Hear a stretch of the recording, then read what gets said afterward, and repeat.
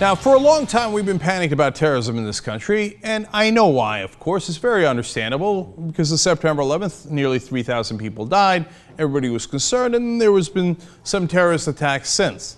But I want to give you a sense of scope here, so you have the proper context, and realize that we shouldn't overreact. We should react properly, bring people to justice, but at the same time not lose our mind with fear and take away our civil liberties and attack wrong countries, etc. So, let me give you the context. In the year 2011, 34,677 people died in a car accident in America. Look at that amazing number. 33,554 people were poisoned. Isn't that amazing? Over 26,000 people died in falls. Nearly 16,000 people were murdered. 4,160 people died from injuries sustained at work. So explosions like in West Texas, very relevant because they kill a lot more people than we realize.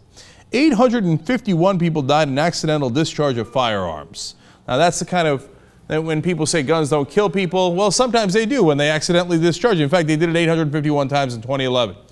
Look at that last number. You probably already read it. 45 people died from syphilis. Syphilis? We're talking about syphilis?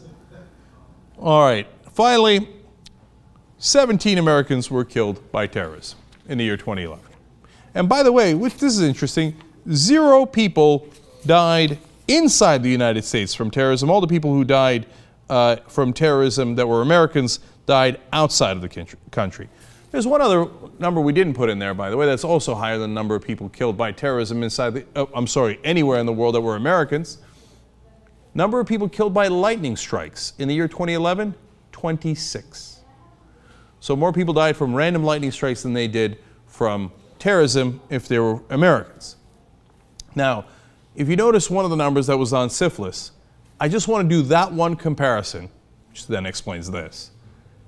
We had 46 people killed by terrorism in the U.S. over a decade. We had 45 people killed by syphilis in 2011 alone. So those are nearly the same numbers. Now, have we declared a war on syphilis? Not really. It'd be kind of a weird war. But obviously it does a lot more damage in terms of death toll. So, now look, there are other consequences of terrorism, of course, and it should be taken incredibly seriously. But it shouldn't lead to a panic. Neither should syphilis, by the way.